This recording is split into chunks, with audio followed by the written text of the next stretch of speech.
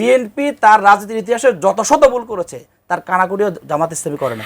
খালেদা জিয়া বলেছেন জামাত ইসলাম যুদ্ধাপরাধীর সাথে জড়িত নয়, এই কথাটি আসলে সত্য নয়। জামাত কি এখন এমন কোন দল যে একেবারে অস্পৃশ্য হয়ে আছে, সরকার ডাকে না, কথা বলে না?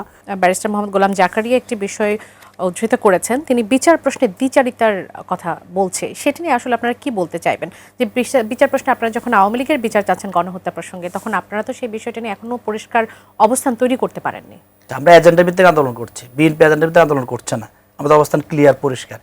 দ্বিচারিতার কথা উনি যেটা বলছেন, দেখেন বেগম খালেদা জিয়া, তারেক রহমান বিভিন্ন সময় বলেছে জামাত ইসলামী যুদ্ধাপরাধের সাথে জড়িত নয়, মিথ্যা প্রপাগান্ডা করে নেতাদেরকে ফাঁসি দেওয়া হয়েছে, এরকম বহু রেকর্ড আছে। কিন্তু এখন যখন ওনাদের সাথে মিলছে না, জামাত ক্ষমতার প্রশ্ন অগ্রসর, তখন ওনারা দ্বিচারিতা বলছেন, আমাদের বিরুদ্ধে কথা বলছেন। আমাদের জাহিদুর রহমান ভাই তিনি যে কথা বলছেন, যে উনি অ্যানালাইসিস করে দেখেছেন জামাত ইসলামীর এজেন্ডা উদ্দেশ্য প্রণোদিত, মূল টার্গেট এটা না। জাহিদ ভাই ওনারা দেশের জন্য অ্যানালাইসিস করেন, ওনারা দলের জন্য, বিএনপির জন্য অ্যানালাইসিস করেন, ওনারা দেশকে এগিয়ে নেওয়ার জন্য অ্যানালাইসিস করেন না। ওনারা করেন ব্যক্তি স্বার্থ কোথায় আছে, এজেন্ডা ভিত্তিক অ্যানালাইসিস ওনারা করেন। ওনারা যদি অ্যানালাইসিস করতেন তাহলে আজকে গণভোটের পক্ষে, জুলাই সনদের পক্ষে ওনারা কথা বলতেন। বিএনপি তার রাজনীতির ইতিহাসে যত শত ভুল করেছে তার কানাকুড়িও জামাত ইসলামী করে না। খালেদা জিয়া বলেছেন জামাত ইসলাম যুদ্ধাপরাধীর সাথে জড়িত নয়, এই কথাটি আসলে সত্য নয়। এটা একটি আমার মনে হয় বিভ্রান্তিমূলক কথাবার্তা। না, এটা টোটালি জামায়াত ইসলাম এদেশে যুদ্ধাপরাধী বা স্বাধীনতা বিরোধী এ নিয়ে কোনো কথা আমার মনে হয় যে সরাসরি বলার বা এটাকে ডিফেন্ড করার কোনো সুযোগ আছে বলে আমি নাই। ইয়াসিন ভাই, আপনাদের জন্য কিন্তু এটা একটা ভালো সুযোগ। ইয়াসিন ভাই, আপনাদের জন্য কিন্তু এটা একটা ভালো সুযোগ, সেই রেকর্ডটা প্রকাশ করা, পাবলিক করা। আমি একটু জাহিদের কাছে যেতে চাই। এটা মিসলিডিং, আমি বলবো যে এটা মানুষকে মিসলিডিং, এক চোখ দিয়ে রাজনীতি করেন, এক চোখ দিয়ে দেখা। এটা না, এটা আমি আপনাকে বলি, বাংলাদেশে 1971 সালে যুদ্ধাপরাধী এটাকে অস্বীকার করা, এই দুঃসাহস আমার মনে হয় সোশ্যাল মিডিয়াতে দেখতে পাচ্ছেন। আমি আপনাকে বলি 1971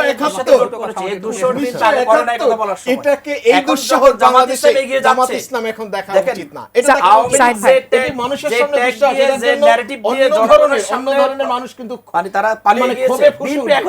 মানুষ ক্ষোভে ফুঁসে উঠবে এবং তখন আসলেই জাতি একটা বিপদে পড়ে যাবে। কারণ জামাত ইসলামকে তখন রক্ষা করা জাতির এই ক্ষোভ থেকে এটা আসলে কঠিন হয়ে যাবে। কারণ এই জাতীয় বিএনপি কি সেই চেষ্টা করবে না? দেখেন, আমি আপনাকে এটা খুব দুঃখজনক, এইটা খুব আজকে প্রকাশ্যে মানুষ দেখছে পাথর মেরে মানুষ হত্যা করছে, জনগণের সামনে সেটা প্রমাণ আছে। এখন আপনি পিছনে যাওয়ার দরকার আছে? না, এই যে আপনি গুলি করে কিভাবে হত্যা করছেন দেখেন, এগুলো বহু রেকর্ড আছে। আমার সময় একেবারে শেষ, আমি একটু জাহিদ ভাইয়ের কাছে যেতে চাই।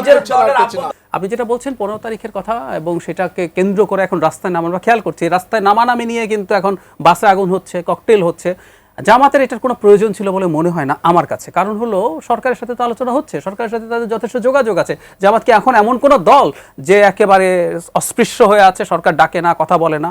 যা যা করা সবই করবে, সব যোগাযোগ আছে। এমনকি সরকার নাকি ইনফর্মালি সবার সাথে কথা বলছে। আসলে কিসের জন্য আমি জানি না, কিন্তু আমি এটুকু অ্যাটলিস্ট বলতে পারি, 13 তারিখ যখন আওয়ামী লীগ কর্মসূচি ডাকছে, তখন আমার মনে হয় একটা সেন্সিবল রাজনৈতিক দল হিসেবে জামায়াতের এটা সরিয়ে ফেলা উচিত ছিল। কারণ কিছু নাশকতা তো আমরা অলরেডি দেখছি। আমরা আওয়ামী লীগকে বলছিলাম ও কিছু পারবে না, কিন্তু কিছু কিছু কাজ তো শুরু করেছে।